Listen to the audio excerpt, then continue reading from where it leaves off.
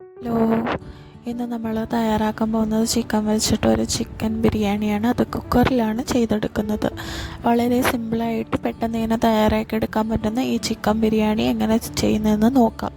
അതിനായിട്ട് ഞാൻ ഇവിടെ 250 ഗ്രാം ചിക്കനാണ് എടുത്തിരിക്കുന്നത്. വളരെ കുറച്ച് മാത്രമേ ഉള്ളൂ. അതിലേക്ക് ഇച്ചിരി മഞ്ഞൾപ്പൊടി, ഇത് നമ്മുടെ ചിക്കൻ മസാലപ്പൊടിയാണ്, കയ്യിലുള്ള ഏത് മസാലയും ഇട്ട് കൊടുക്കാം. പിന്നെ ഇച്ചിരി കുരുമുളക് പൊടി, ഇച്ചിരി മല്ലിപ്പൊടി, പിന്നെ നമ്മുടെ രുചി കൂട്ടാൻ ആവശ്യത്തിന് ഉപ്പും ചേർത്ത് കൊടുത്ത് കൈ വെച്ചൊന്ന് മിക്സ് ചെയ്തിട്ട് പിന്നെ മുളക് പൊടി ചേർത്ത് കൊടുക്കുക. ഇത് കാശ്മീരി മുളക് പൊടിയാണ്. അപ്പോൾ ഇതും കൂടെ ചേർത്ത് കൊടുത്തിട്ട് നന്നായിട്ടൊന്ന് മിക്സ് ചെയ്ത് കൊടുക്കാം. ഇനി അതൊരു സൈഡിലേക്ക് മാറ്റി വയ്ക്കാം. ഞാൻ ഇത്രയും ഇൻഗ്രീഡിയൻസ് അരിഞ്ഞ് മാറ്റി തിട്ടപ്പെടുത്തി വെച്ചിട്ടുണ്ട്. അപ്പം മല്ലിയില അരിഞ്ഞ് വെച്ചിട്ടുണ്ട്, തക്കാളി, സവാള, ഗ്രാമ്പൂ, പട്ട, ഏലയ്ക്ക, പിന്നെ പുതിനയില, ഇഞ്ചി, പച്ചമുളക്, പിന്നെ വെളുത്തുള്ളി ചതച്ചത്. പിന്നെ ഞാൻ ഈ ഒരു നെയ്യാണ് ഉപയോഗിക്കുന്നത്. അപ്പോൾ കുക്കർ ചൂടാവാൻ വേണ്ടി വെച്ചിട്ടുണ്ട്. അപ്പോൾ അതൊന്ന് ചൂടായി വരുമ്പം ഇച്ചിരി നെയ്യ് ഒഴിച്ചു കൊടുക്കാം. അതിൻ്റെ കൂടെ സൺഫ്ലവർ ഓയിൽ ഒന്ന് ഒഴിച്ചു കൊടുക്കുന്നുണ്ട്.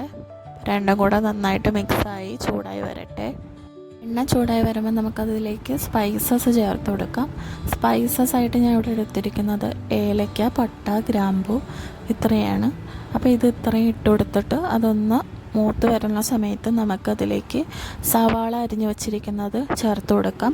പിന്നെ ഈ കൂട്ടത്തിൽ തന്നെ ഇഞ്ചിയും പച്ചമുളക്, പിന്നെ അതുപോലെ നമ്മുടെ വെളുത്തുള്ളി ചതച്ചത്, ഈ മൂന്നും ചതച്ച് വെച്ചിട്ടുണ്ട്. ഇതും കൂടെ ഇതിലേക്ക് ചേർത്ത് കൊടുത്ത് ഒരു തവി വെച്ചൊന്ന് മിക്സ് ചെയ്ത് കൊടുക്കാം. പെട്ടെന്നൊന്ന് വഴന്ന് കിട്ടാൻ വേണ്ടിയിട്ട് ഇതിലേക്ക് ആവശ്യത്തിനുള്ള ഉപ്പും കൂടെ ചേർത്ത് കൊടുത്താൽ പെട്ടെന്ന് നമുക്കിത് വഴന്ന് കിട്ടും.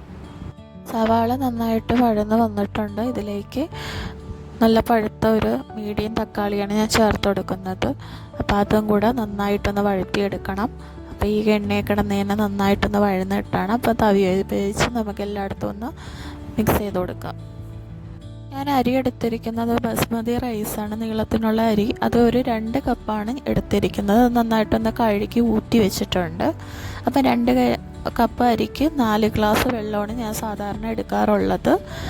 അപ്പോൾ നമുക്ക് മിക്സ് ചെയ്ത് മാറ്റി വെച്ചിരിക്കുന്ന നമ്മുടെ ചിക്കൻ പീസസ് ഇതിലേക്ക് ചേർത്ത് കൊടുക്കാം. ചിക്കൻ ഇട്ട് കൊടുത്ത് കഴിഞ്ഞിട്ട് ആവശ്യത്തിന് ഉപ്പ് വേണമെങ്കിൽ ഈ സമയത്ത് ചേർത്ത് കൊടുക്കാവുന്നതാണ്. അപ്പോൾ ഞാൻ ചേർത്ത് കൊടുക്കുന്നില്ല.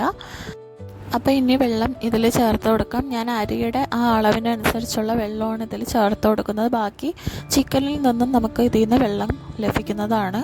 അപ്പോൾ വെള്ളം ഒഴിച്ചു കൊടുത്ത് കഴിഞ്ഞാൽ പിന്നെ നമ്മൾ ഊറ്റി വെച്ചിരിക്കുന്ന നമ്മുടെ ബസ്മതി റൈസ് ഇതിലേക്ക് ചേർത്ത് കൊടുക്കാം. പിന്നെ ഇതിലേക്ക് നമ്മൾ അരിഞ്ഞു വെച്ചിരിക്കുന്ന മല്ലിയിലയും പുതിനയിലയും ചേർത്ത് കൊടുക്കുക. എന്നിട്ട് നമുക്ക് ഇത് അടച്ച് വെച്ച് ഒരു 2 വിസിൽ വരുന്നത് വരെ ഒന്ന് വേവിച്ചെടുക്കാം. അപ്പോൾ അടച്ചു വെച്ച് വേവിക്കുന്നതിന് മുന്നേ ആയിട്ട് ഒരു സ്പൂൺ ഉപയോഗിച്ച് ഇതിനെ ഒന്ന് ഇളക്കി കൊടുക്കുക. എന്നിട്ട് നമുക്ക് അടച്ചു വെച്ചതിനെ ഒന്ന് വേവിച്ചെടുക്കാം. നല്ല ആയിട്ട് ചെയ്തെടുക്കാൻ പറ്റുന്ന ഒരു ചിക്കൻ ബിരിയാണിയാണിത്. കുക്കറിലാകുമ്പോൾ പെട്ടെന്ന് തന്നെ നമുക്ക് വെന്ത് കിട്ടും. ചിക്കനൊക്കെ നന്നായിട്ട് വെന്ത് കിട്ടും. റൈസും അതുപോലെ നമുക്ക് നന്നായിട്ട് പെർഫെക്റ്റായിട്ട് കുക്കായി കിട്ടും. അപ്പോൾ നമുക്ക് അടച്ചു വെച്ചതിനെ ഒന്ന് വേവിച്ചെടുക്കാം. അടപ്പ് തുറന്നപ്പോൾ തന്നെ നല്ലൊരു മണം വരുന്നുണ്ട് ബിരിയാണിയുടെ. അപ്പോൾ എല്ലാവരും ഇതൊന്ന് ട്രൈ ചെയ്ത് നോക്കണം. അപ്പോൾ സിമ്പിളായിട്ട് ചെയ്തെടുക്കാൻ പറ്റുന്ന ഒരു ബിരിയാണിയാണ്. ഇതിപ്പോൾ ഞാൻ പെട്ടെന്ന് തന്നെ ഇത് ഓപ്പൺ ചെയ്ത് കാണിക്കുന്നതുകൊണ്ടാണ് ഇതിൽ ആ ചൂടൊക്കെ അതിൽ തന്നെ നിൽക്കുന്നത്. ചൂടാറി കഴിയുമ്പോൾ നല്ല പെർഫെക്റ്റായിട്ട് നമുക്ക് ചിക്കൻ ബിരിയാണി കിട്ടും.